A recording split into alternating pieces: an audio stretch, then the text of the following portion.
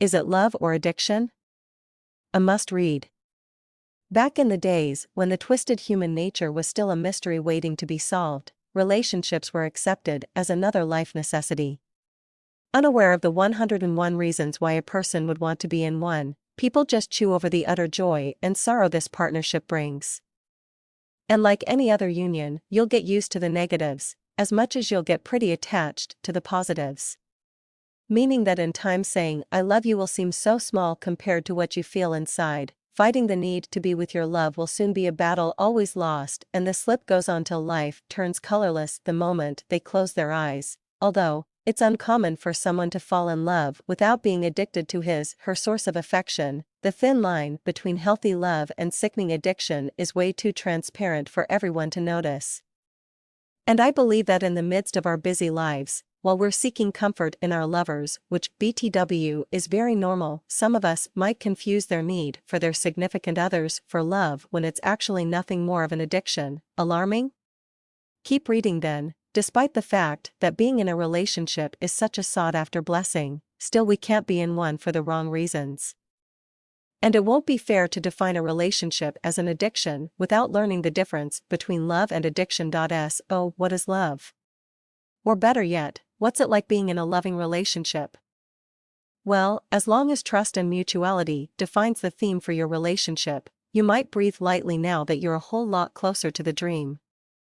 To be able to trust your significant other and consider yourself trustworthy as well, simply makes life a lot easier.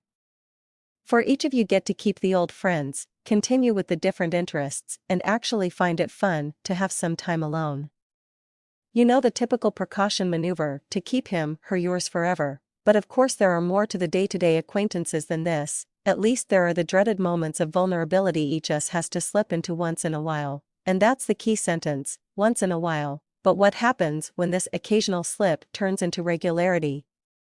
I believe it's time to talk about the unhealthy form of relationships and the story of how trust became extinct. It's a problem as old as time itself. One partner grows too attached and the other gets stuck having to put up with all the dependency issues that may come along. How can that happen?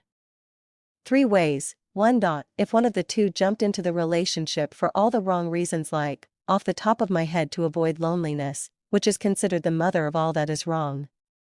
Because it happens gradually as one turns all weak, pausing life just to be with the other, considering every fight to be the relationship slayer, and eventually keeps bottling up inside whichever that is bothering him/her to avoid any potential conflict. 2.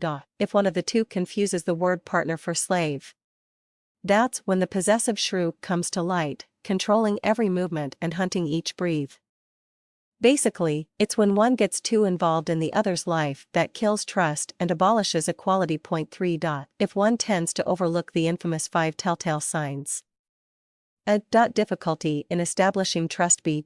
Questioning the need to solidarity. C. Having undefined wants and needs. D. Constantly denying problems and the need to speak his/her mind. E.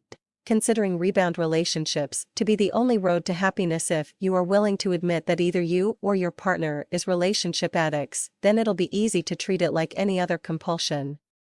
So, here goes some helpful steps for a happier you. Step 1. After making peace with your problem, you'll probably find it easy to understand that love is only a part of your life, small or big, that's your call.